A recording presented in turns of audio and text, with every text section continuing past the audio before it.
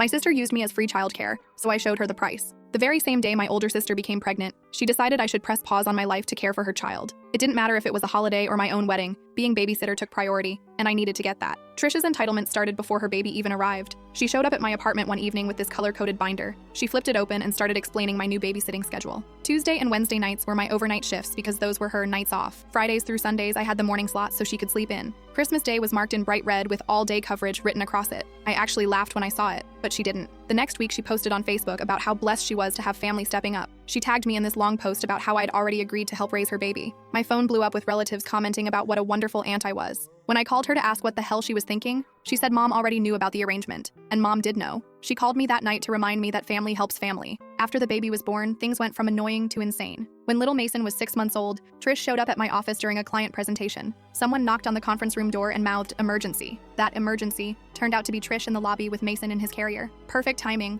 she said, checking her phone. "My appointment is in 20 minutes. "What appointment?" "My manicure." I just remembered how badly I needed one. She was out the door before I could process what happened. But that wasn't even the final straw. You see, my best friend from college was getting married and I was her maid of honor. But minutes before we were set to head inside, I heard crying from the parking lot. Me and everyone else turned to look, and there was Trish, pushing Mason's stroller. She handed me a note that said, "Handle this, I have a date," and left. Mason was screaming. Everyone was looking at me like, what the hell? And that's when I noticed these finger-shaped bruises on Mason's arms for the first time. I had to spend the wedding ceremony in the bathroom trying to comfort Mason. As if this wasn't bad enough, my mother was practically Trish, just older. She started bringing Mason to my apartment unannounced. I'd come home from work to find her on my couch with him. The second she'd see me, she'd drop everything and leave. Didn't ask if it was convenient. Didn't give me money. Just up and left. The worst about was how Mason flinched whenever someone moved too fast. He was clearly not taken care of properly. Always hungry, his clothes dirty more often than clean. Everything came to a head when I announced my trip to Germany. My fiancé proposed 8 months ago during his last visit, and we hadn't seen each other since. The distance was killing us, and I'd saved every penny to afford the trip. When I told family, Trish's response was immediate. She booked her own vacation for the same dates.